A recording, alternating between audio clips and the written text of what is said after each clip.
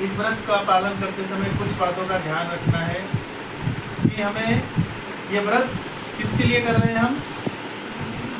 हाँ, भगवान को प्रसन्न करने के लिए कर रहे हैं, प्रभुपाद को प्रसन्न करने के लिए कर रहे हैं और हमारी आध्यात्मिक उन्नति के लिए कर रहे हैं। जैसे बच्चे पढ़ाई करते हैं तो क्यों करते हैं? फ्यूचर के लिए। उनको अच्छा मार्क्स आएगा, अच्छे से पढ़ाई करेंगे तो उनको अच्छा रिजल्ट मिलेगा, तो उनको अच्छा जॉब मिलेगा और अच्छा जॉब मिलेगा तो अच्छा धन कमाएंगे, है कि नहीं? और उस धन को कहाँ लगाना है? भगवान की अपनी इंद्रिय तृप्ति में नहीं लगाना है, तब जाके वो अच्छा भक्त बनेगा। नहीं तो आप अच्छा धन कमा लेंगे और उसको अपनी इंद्रिय तृप्ति में लगाएंगे तो क्या होगा?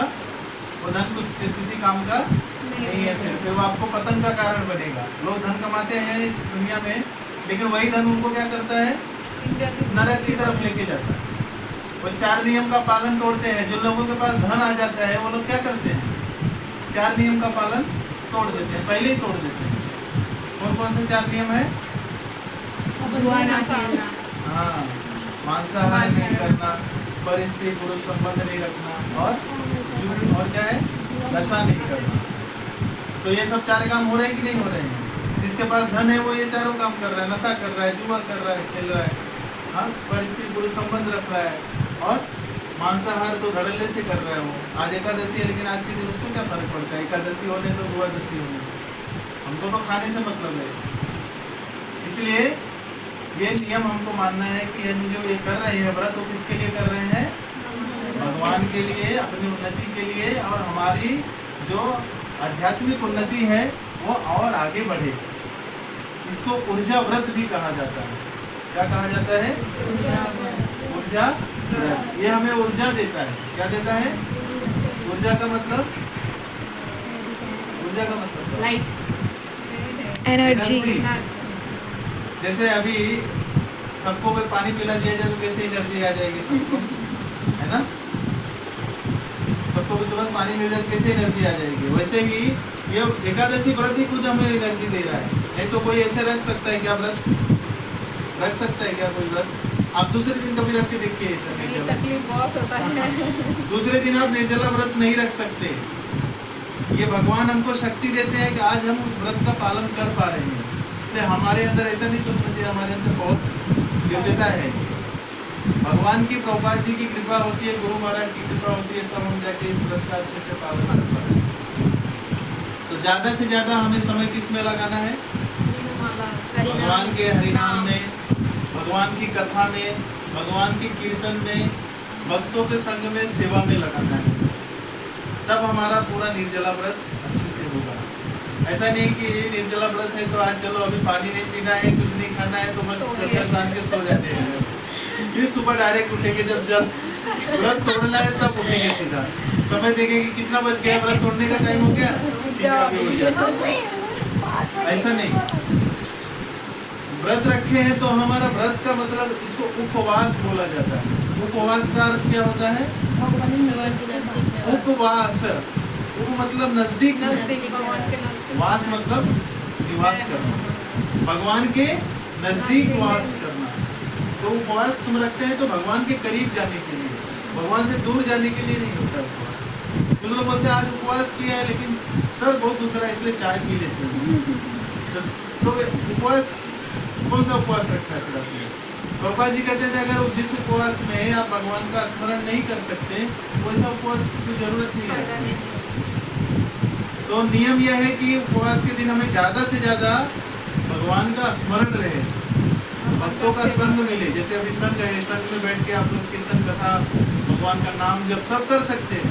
अकेले करने जाएंगे तो बहुत डिफिकल्ट होता है, बहुत मुश्किल होता है। और भी एक ऑफर है रात को, हाँ, रात को हमारे गिरधारी मंदिर में रात्रि जागरण है, वहाँ पर रात भर कीर्तन चलेगा। वहाँ पर हम जाकर वहाँ पर रात में भी भगवान का नाम जब कीर्तन भाग ले सकते हैं। सुबह कोई चाहे तो इधर भी आ सकता है, इधर भी हम लोग जागरण करके हम लोग माला करने वाले हैं। मतलब यहाँ पर भक्तों के लिए बहुत अवसर है। भक्तों का संग में रहने से ही भक्ति हमारी क्या होती है? आगे बढ़ती है। अकेले भक्ति हमारी आगे कभी नहीं बढ़ेगी, क्योंकि भक्ति में संग चाहिए हमें। इसीलिए प्रभुपाद जी हमेशा कहते थे एसोसिएशन इज वेरी इंपॉर्टेंट। संग बहुत आवश्यक है। संग बहुत आवश्यक। जैसे आप नशेड़ी का संग रख लोगे तो आप नशेड़ी बन जाओगे, पक्का बन जाओगे एक दिन, भले आप नशा नहीं करते हो। जुआरी का संग रखोगे तो आप जुआ खेलने लगोगे, पक्का एक दिन खेलने लगोगे। वैसे ही भक्त का संग रखेंगे तो पक्का एक दिन भक्त बन जाएंगे, गारंटी है। इसीलिए भक्तों का संग पकड़ के रखना जरूरी है। तो क्या क्या करना चाहिए हमें? जितना समय मिल रहा है हमें भगवान का नाम जप, भगवान का कथा श्रवण या भगवान का पठन, शास्त्र का पठन करना है, भगवत गीता पढ़ना है, भागवतम पढ़ना है, रामायण है, चैतन्य चरितामृत है, इतना प्रभुपाद जी का ग्रंथ है। खाली समय ऐसा बेकार नहीं कभी कितना बजा, अभी और इतना टाइम है, कैसे निकलेगा अभी, ऐसा देखते रहेंगे तो वो टाइम भागेगा ही नहीं, वो उधर ही रुका रहेगा। हाँ, और दूसरे घर में क्या बन रहा है वो भी नहीं देखने का, और दरवाजा बंद करने का, खिड़की बंद करने का। अभी निर्जला मतलब सब चीजों से एकदम दूर। जितना हो सके समय अपने साधना में लगाना है, भक्ति में लगाना है। तो ये निर्जला व्रत का प्रारंभ ऐसे हुआ, बहुत प्रसिद्धि इसको कैसे मिली उसके बारे में थोड़ा हम चर्चा करेंगे। एक बार कुंती महारानी, द्रौपदी और 5 पांडव सब कहाँ गए?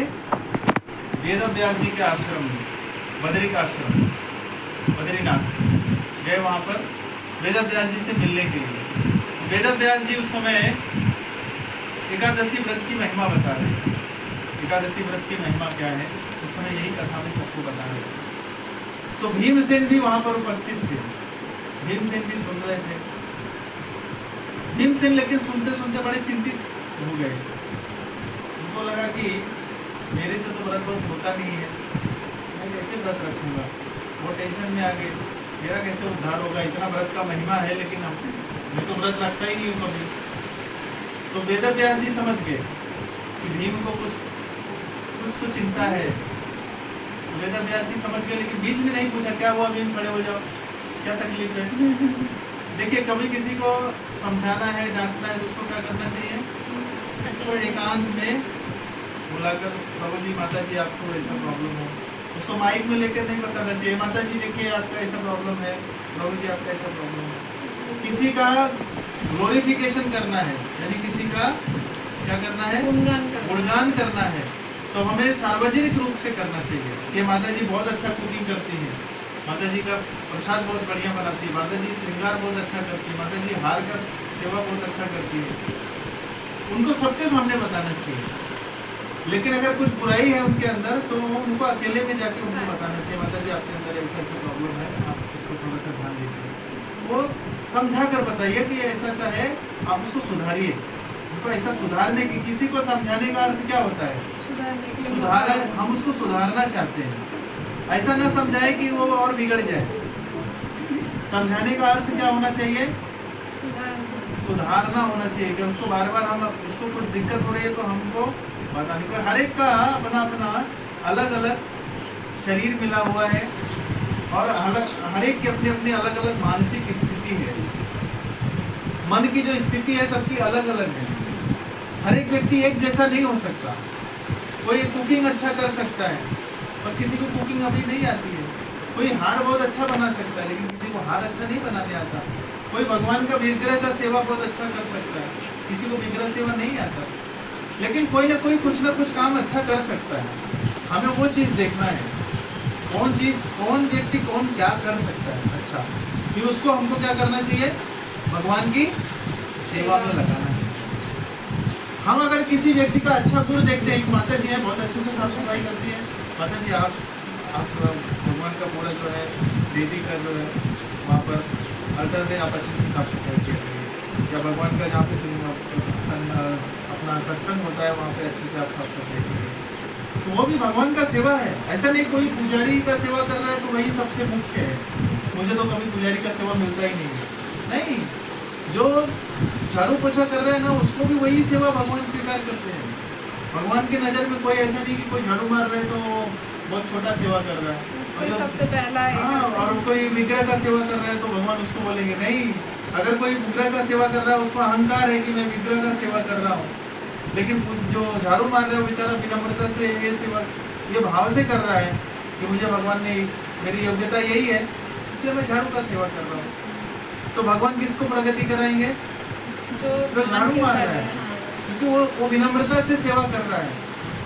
उसको पता है मेरी बुद्धि इतनी ज़्यादा नहीं है, मैं पढ़ा लिखा नहीं हूँ, मेरे को अच्छा कुछ आता नहीं है, मैं किचन में सेवा नहीं कर सकता, हार फूल माला नहीं बना सकता, लेक्चर नहीं ले सकता, कीर्तन नहीं कर सकता, लेकिन मैं झाड़ू तो पोछा अच्छा तो मार सकता हूँ। उसको ये भाव है भगवान के लिए मैं ये सेवा अच्छे से कर सकता हूँ, तो भगवान उसको निश्चित रूप से भगवत धाम पहुँचाएंगे। तो इसीलिए सेवा को लेकर भी कभी अहंकार नहीं होना चाहिए। तो भीम के अंदर ये भावना थी कि मेरे पास जो एकादशी व्रत या कोई भी व्रत का पालन नहीं करता हूँ, तो वेदव्यास जी उनको भीम को अकेले बुलाए और अकेले बुलाकर उन्होंने उनसे क्या किया, पूछा कि तुम्हारा दुख का कारण क्या है। तो भीमसेन ने बताया कि हे पितामह, मेरे दुख का कारण यही है कि मैं जीवन भर में कोई व्रत नहीं रख पाया। क्यों नहीं रख पाया व्रत? मैं बहुत खाता भूखा नहीं रह का नाम सकता। क्या है? रिकोदर। रिकोदर मतलब जिनका पेट जितना जिनका पसंद बना है वो अकेले खा जाएंगे, बोलेंगे और लाओ। भीम का भोजन कैसा होता था? जो कुंती महारानी द्रौपदी मिलके बनाती थी, उसमें से आधे में 4 भाई कुंती महारानी और द्रौपदी खाते थे, और बाकी का आधा जो कौन खाता था? भीम अकेले खा जाते थे। फिर भी देखते रहते थे कि और कुछ मिलेगा क्या, ऐसा सोचते थे। तो भीम का जो भूख जो था, उनके अंदर जठराग्नि जो थी भूख की, तो किसी किसी के अंदर होता है। ऐसा नहीं सोचना चाहिए बहुत ज़्यादा खाता है, लेकिन खाने के बाद वैसा कार्य भी करना चाहिए। ऐसा नहीं कि कोई खा लिया बस अभी चलो काम हो गया अपना सही अमृत पाओ और फिर सो जाओ। राधा कृष्ण गुण गाओ, सही अमृत पाओ मतलब भगवान का प्रसाद मिल गया तो किस लिए मिला है? भगवान का गुणगान करने के लिए मिला है। तो यहाँ लोग क्या करते हैं, सही अमृत पाओ और फिर घर जाकर सो जाओ। वैसा नहीं करना चाहिए हमें। लेकिन भीम का कार्य कैसा होता था? भीम जितना खाते थे उतना ज्यादा ही वो वैसा कार्य भी करते थे। ऐसा नहीं कि भीम खा के सो जाते थे।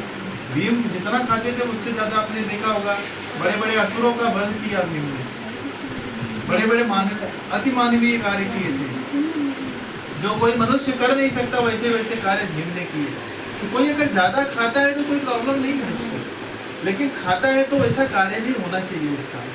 कोई मंदिर में आता है, कोई सत्संग में आता है, अगर बहुत खा रहा है तो कोई बात नहीं, लेकिन अगर वो ऐसा सेवा भी कर रहा है वो, उसको ऐसा नहीं बोलना चाहिए प्रभु जी आप बहुत खाते हो, उसको खिलाना चाहिए कि भाई आप खाओ, कोई दिक्कत नहीं। सेवा भी तो कर रहे हैं ना, सेवा भी कर रहा है, लेकिन खाली कोई खा ही रहा है बस, सेवा कुछ नहीं कर रहा है, तब तो फिर वो कोई मतलब नहीं है।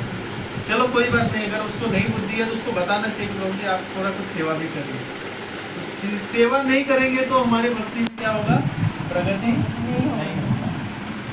ये तपस्या है, ये सेवा भी हमारी एक तपस्या होती है। कोई सेवा करना नहीं चाहता क्योंकि लोगों को कैसा है, आराम की जरूरत है। लेकिन जब तक हम भगवान की या भक्तों की सेवा नहीं करेंगे तब तक हमारी तपस्या नहीं होगी और हमारी इंद्रियां शुद्ध नहीं होगी, हमारा मन शुद्ध नहीं होगा। कोई सेवा करते करते बहुत लोग डांट देते हैं। क्यों डांटते हैं? क्योंकि हमारा शुद्धिकरण होता है। सेवा नहीं करेंगे तो कौन डांटेगा? अभी कोई डांट रहा है इसलिए चलो सेवा ही नहीं करता, तो कोई डांटेगा ही नहीं, फिर तो आपका शुद्धिकरण नहीं होगा। अभी कोई पढ़ाई में बोलेगा मैं फेल होने से अच्छा मैं स्कूल ही नहीं जाता हूँ, तो ये अच्छा है क्या?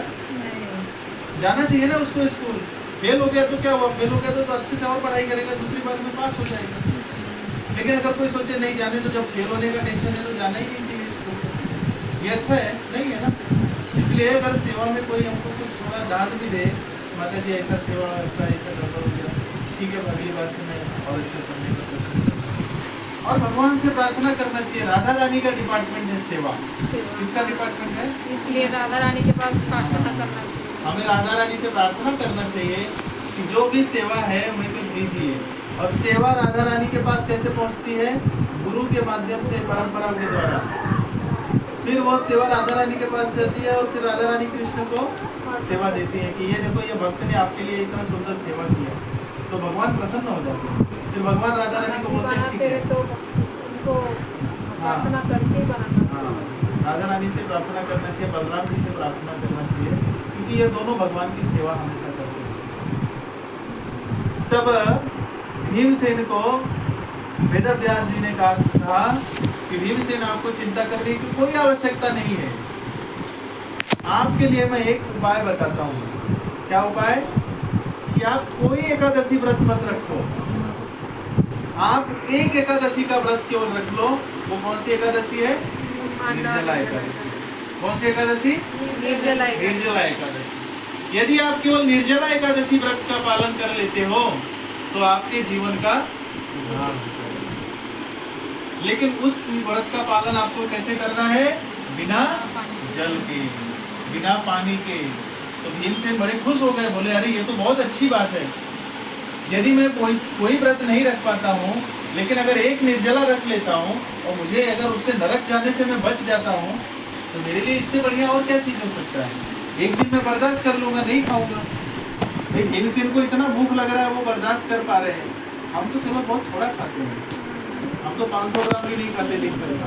और भीमसेन तो 500 किलो खा जाते थे, इतना उनका बड़ा पेट है।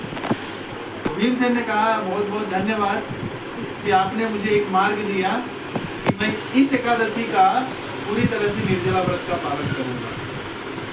और इस प्रकार से इस एकादशी को क्या कहा जाता है?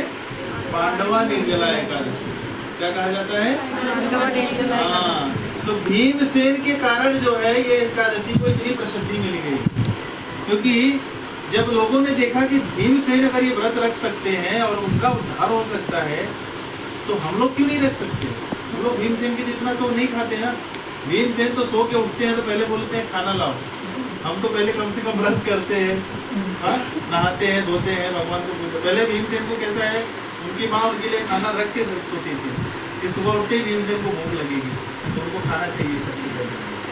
तो ये व्रत का इतना महिमा है कि अगर कोई इस व्रत का पालन कर लेता है तो उसको सारे एकादशियों का, अन्य 23 एकादशी जो है, उस सारे एकादशी का फल इसमें आ जाता है।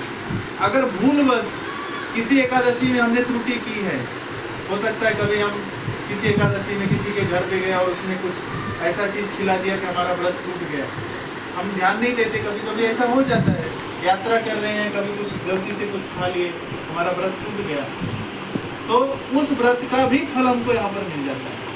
तो सारे एकादशी का व्रत का फल यहाँ पर मिल जाता है।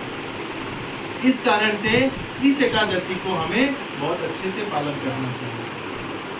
और इसकी महिमा इतनी अगाध है कि कहते हैं कि अगर कोई व्यक्ति एकादशी इस व्रत का पालन कर लेता है तो उसको यमराज का मुंह नहीं देखना पड़ता।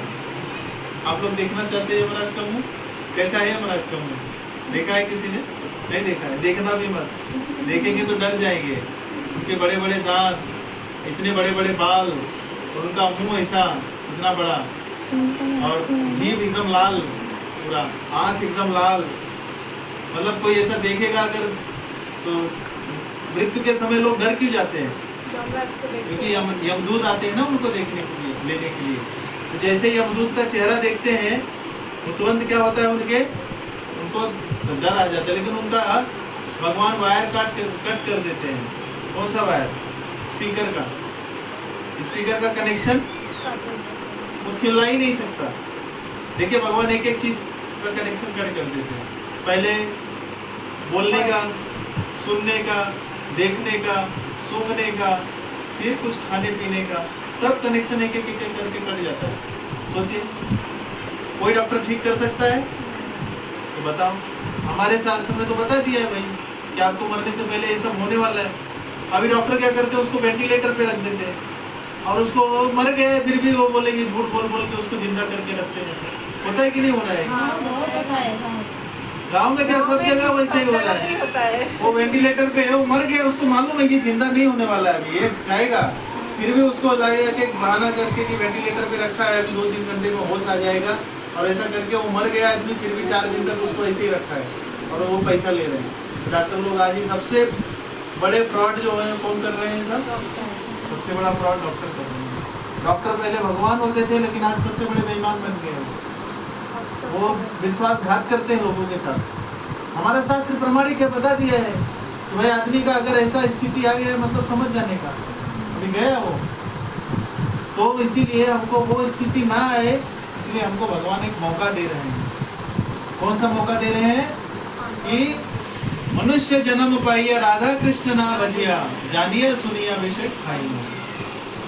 मनुष्य का जन्म मिल गया, अगर राधा कृष्ण का भजन नहीं किया तो फिर भाई देखो फिर यमराज का मुंह पर जाओ, यमराज के यमलोक और तो अपनी यातना भुगतो। फिर भगवान तो मौका दे रहे हैं, शास्त्र हमें मौका दे रहा है, इसीलिए शास्त्र को पढ़ना, समझना और शास्त्र के अनुसार जीवन जीना बहुत कठिन होता है। इसीलिए लोग सत्संग में आप 10 लोगों को बुलाएंगे तो 2 लोग आएंगे, सिर्फ बोलेंगे अरे इसमें क्या फायदा होगा हमारा।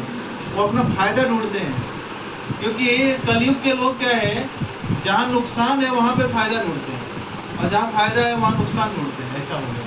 अभी बहुत सारे क्या रहते हैं, प्रसाद के टाइम पे आते हैं। चलो कोई बात नहीं, प्रसाद भी ले रहे हैं तो उनका चित्त शुद्ध तो हो जाएगा। एक चूहा था, एक बार भगवान के मंदिर में, वो वही मंदिर के आसपास ही रहता था। तो एक दिन क्या हुआ, उसने देखा उसको खाने को कुछ नहीं मिल रहा था, कोई प्रसाद चढ़ाया नहीं था उस दिन। वो चूहा गया, सोचा कुछ खाने को कुछ नहीं, तो दिया, जहाँ पे दिया जल रहा था उसमें कुछ खाने का एक टुकड़ा कुछ तो गिरा था। तो उसने क्या किया, सोचा कि एक टुकड़ा निकाल के खा लेता हूँ। जैसे ही उसने वहाँ पे मुँह डाला तो उसका दिया का बत्ती जो था उसके दांत में फंस गया। चूहे का दांत नुकीला होता है, उसके बत्ती जो उसके दांत में फंस गया और वो बत्ती भी जलती हुई उसके मुंह में आ गई। अब वो मुंह में आ गई तो वो क्या हुआ, दांत से निकल नहीं रहा था। चूहा क्या करने लगा, फिर वो परिक्रमा लगाने लगा, क्योंकि जल रहा था मुंह से तो भाग रहा था वो, और वो मंदिर का पूरा परिक्रमा लगाने लगा। परिक्रमा लगाते लगाते क्या हो गया, उसके मुंह जलने के कारण वो मर गया। लेकिन मरने के बाद किधर गया वो, सीधा भगवान के धाम गया। क्यों गया, क्योंकि वो शरीर कब छोड़ा और क्यों छोड़ा, भगवान का परिक्रमा लगाते लगाते शरीर छोड़ा उसने। तो उसको पता नहीं था मैं क्या कर रहा हूँ, लेकिन भगवान के दिया लेके परिक्रमा लगा रहा था भगवान का। तो भगवान ने देख लिया, भाई ये भगवान मेरा परिक्रमा लगा रहे हो, अभी हाथ में दिया लेके, उसको तो हाथ नहीं है तो मुंह से ही लेके दिया जला रहा है। तो भगवान इतने प्रसन्न होते हैं कि अगर कोई अज्ञानतावश भी अगर सत्संग में कोई प्रसाद लेने के लिए भी आ जाए, कोई बैठ जाए कोई 2 मिनट, तो भी उसको बड़े प्रेम से बोलना चाहिए, चलो भाई आइए आप। वो धीरे धीरे आते आते फिर उसको बुद्धि आएगी और धीरे धीरे वो सेवा में जुड़ेगा। लेकिन जो थोड़ा बुद्धिमान है वो पहले से ही अपने आप से सेवा करना शुरू कर देता है।